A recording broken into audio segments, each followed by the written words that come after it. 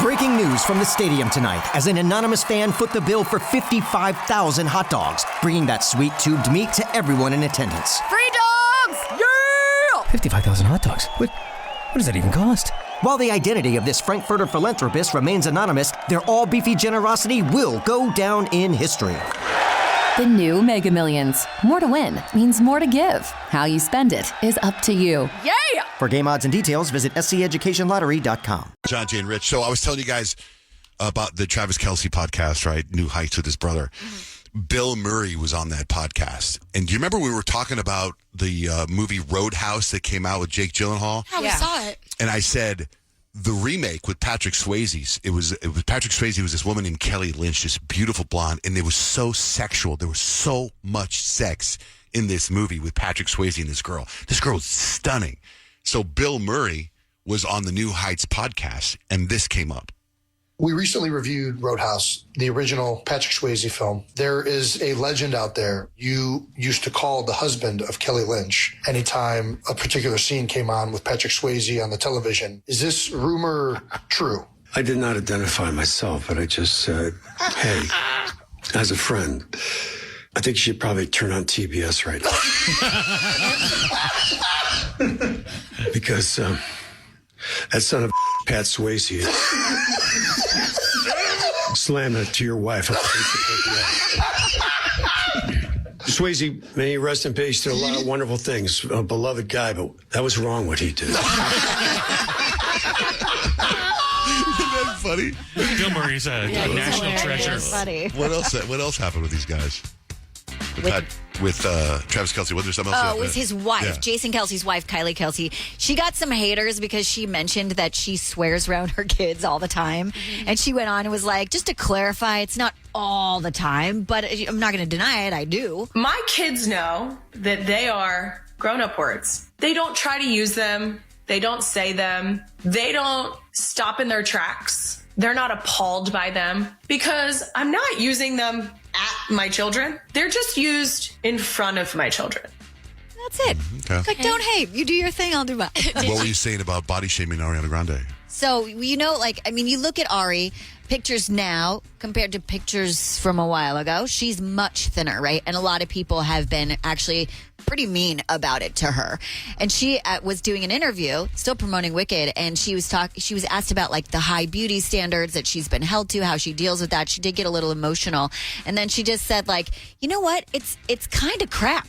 And I think in today's society, there's a comfortability that we shouldn't have at all. Commenting on others' looks, appearance, what they think is going on behind the scenes, or health, or how they present themselves. You know, from what you're wearing to your body, to your face, to your everything. There's a comfortability that people have commenting on that I think is really dangerous. And I think it's dangerous for all parties involved. Okay. What about Cardi B? Cardi B cracks me up. So she is taking on online haters. Some people said that she is struggling financially. They talked about how she turned down a tour deal, and she said, well, there was strategy behind that. I don't want to take tour deals until I announce my album, because when I announce my album, I know they're gonna up it. You know, you gotta move smart like a. You can't act like you hungry, especially when you're not.